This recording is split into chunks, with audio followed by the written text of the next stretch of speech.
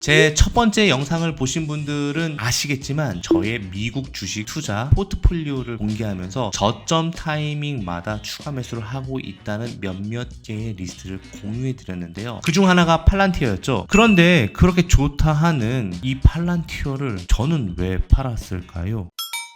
안녕하세요. 랜선 부자들의 랜부입니다. 이번 영상의 주제는 제가 직접 투자했던 미국 기업 팔란티어인데요. 저는 이 회사를 2번 정도 투자했었고 최근에 큰 수익을 얻고 정리하게 되었습니다. 근데 웬 매도? 이렇게 의아하신 분들이 많으실 텐데요. 그러니까 영상 꼭 끝까지 시청해 주시면 감사하겠습니다. 팔란티어는 2003년에 설립된 회사로 미국에 본사를 둔 빅데이터 분석 및 인공지능 소프트웨어 기업입니다. 주요 사업으로는 미국 CIA, FBI, 국방부 등 정부 기관의 정보 분석 플랫폼을 제공하는 사업, 금융, 헬스케어 기업들이 빅데이터 기반 의사결정을 할 수 있는 민간 기업용 소프트웨어 사업, 그리고 최근에는 생성형 AI를 활용한 업무 자동화 솔루션도 적극 개발 중에 있습니다. 정부들과 계약도 굉장히 많고 민간들도 굉장히 계약이 많은 회사 중에 하나인 거죠. 제가 팔란티어를 처음 투자한 시점은 2022년도입니다. 당시 주가는 굉장히 낮았고 저는 8,500주라는 꽤 많은 물량을 보유하고 있었습니다. 하지만 코로나 여파로 시장이 흔들리던 시기였고 시장 회복세가 나타난 이후 저는 일부 수익 실현을 했고 그 후 이 종목을 사실 한동안 잊고 지냈습니다. 그리고 2024년 8월 다시금 이 회사를 살펴보게 되었습니다. 저는 주당 약 30달러에 재진입을 했습니다. 그로부터 얼마 지나지 않아 팔란티어의 주가는 120달러를 돌파했습니다. 그리고 저는 약 110달러 부근에서 대부분 보유 주식을 매도를 하고 현재는 약 10% 정도만 남겨두었습니다. 결과적으로 저에게는 4배의 수익을 실현할 수 있는 기회가 되었습니다. 그런데 그렇게 좋다 하는 이 팔란티어를 저는 왜 팔았을까요? 자, 이 질문이 오늘 영상의 핵심입니다. 간단히 말씀드리자면 저는 숫자를 봤기 때문입니다. 좋은 기업과 좋은 투자는 다릅니다. 아무리 회사가 미래지향적이고 멋져 보여도 그에 맞는 가격에 투자하지 않으면 결국 손해를 보게 됩니다. 그럼 팔란티어의 최근 실적을 같이 한번 보시죠. 2025년 1분기 기준 팔란티어는 다음과 같은 성과를 보였습니다. 매출은 8억 8,400만 달러, 전년 동기 대비 39.3% 성장, 미국 상업부문 매출은 무려 72% 증가, 재계약률은 124%, 매우 높습니다. 영업이익률 44.2%, 자유현금 흐름 마진도 41.9%로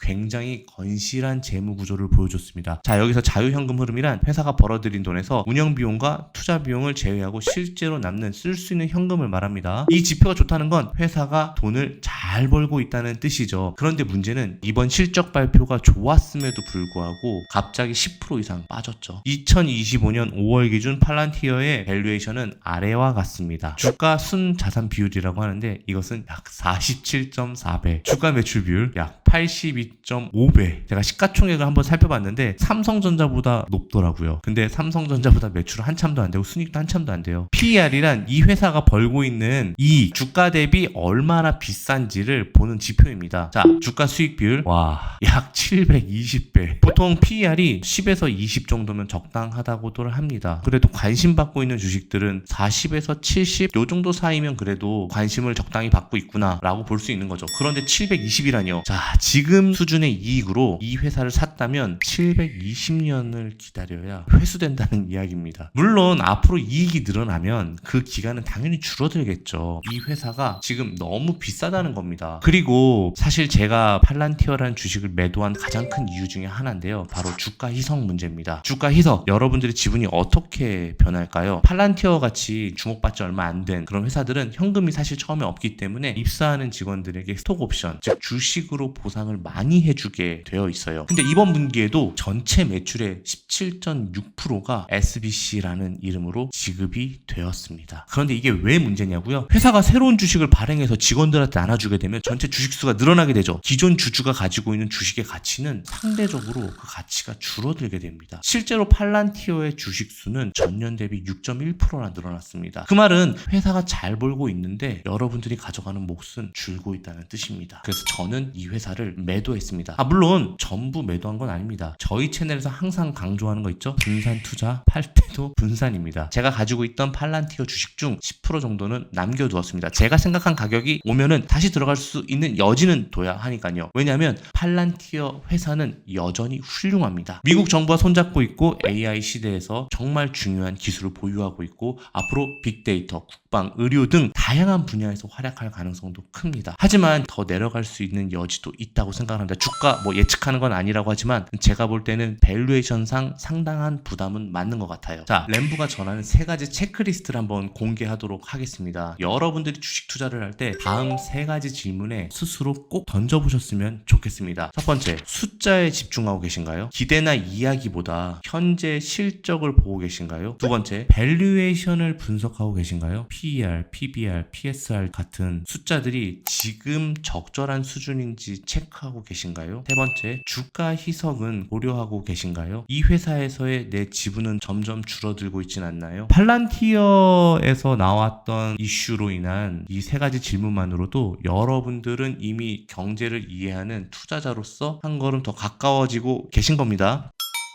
오늘같이 이런 이슈로 여러분들에게 인사이트를 드리기 위해서 영상을 많이 촬영할 예정인데요. 앞으로도 저는 제가 투자하고 실제로 경험했던 기업들에 대해 이런 방식으로 숫자와 논리 중심의 투자 이야기들을 많이 풀어드릴 예정입니다. 지금부터라도 시작하면 늦지 않습니다. 램부 채널 구독, 좋아요 눌러주시고 돈에 대한 다양한 시각 얻어가셨으면 좋겠습니다. 지금까지 램부였습니다. 감사합니다.